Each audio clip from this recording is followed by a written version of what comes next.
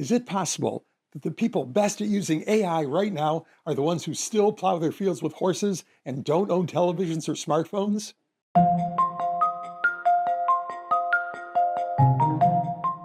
Years ago, I lived in northern Indiana, and I used to drive through Amish country often. One morning, I passed a field where a farmer was plowing with a team of horses. Golden light, no machinery, no power lines. It could have been a scene from 100 years ago, and I remember wondering how much longer could that way of life possibly survive? Fast forward to today, that same community, the people with no TVs, no cars, homes not connected to the power grid, some of them are now running their businesses on AI. They're vibe coding software, and they're doing at least one thing better than companies with billion-dollar budgets. Let me clarify, this is not a story about the Amish suddenly going modern. Cars and televisions are still banned. Their traditions are still largely intact. But a recent New York Magazine piece documented something I found genuinely startling. Some Amish sects have gone all in on AI, using filtered internet services to keep problematic content out. So you've got this group that is famously, deliberately resistant to technology, outperforming sophisticated businesses and adopting the most powerful technology of our era. And that contradiction is the whole lesson, because it tells you something most companies get exactly backwards about why AI adoption succeeds or fails. Here's the mistake I see almost everywhere. We assume the barrier to using AI well is access. Better tools, bigger licenses, more training, the right vendor. If that were true, the Amish would be dead last. They have less access than anyone viewing this. But access was never the bottleneck. Clarity of purpose was. Look at what they actually did. One family-run manufacturer has a son who used ChatGPT to build dashboards and tracking systems for sales, finance, and production.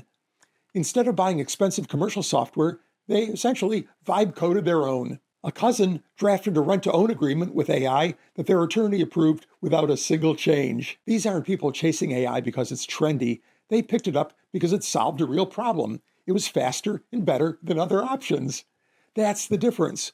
Most organizations approach AI asking, how do we maximize our AI impact? They count employee logins to AI to ensure adoption without really knowing how the employees are using it. This Amish entrepreneur asked, what do I actually need done? And the answer happened to be to use AI. But here's the story that really resonated with me. One of the sons had to write a difficult email to a client. Their project was slipping. He needed to push the client. He had to be firm, but without blowing up the relationship. So he had ChatGPT write it. Think about that for a second. This is the most human task imaginable, managing someone's emotions through carefully chosen words. And he handed it to a machine that has no emotions at all. So if a tool has no empathy, how can it possibly be better at empathetic communication than a person who has plenty of it? And yet it is. This is a key point in my latest book, The Persuasion Engine. I've watched marketing departments with seven-figure budgets botch important announcements by failing to predict how customers or employees would react. Last year, Swiss researchers found that AI models beat humans on emotional intelligence tests, and not by a little.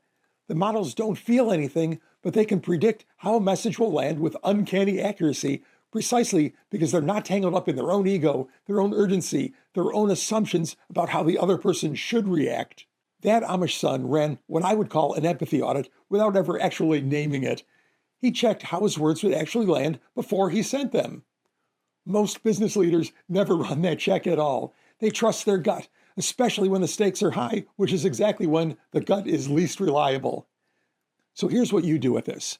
Starting today, before any important message goes out, a policy change, a price increase, a crisis statement, a difficult email, run a 60-second empathy audit.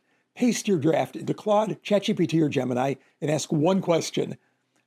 How will the recipient actually feel reading this, and what reaction will it provoke?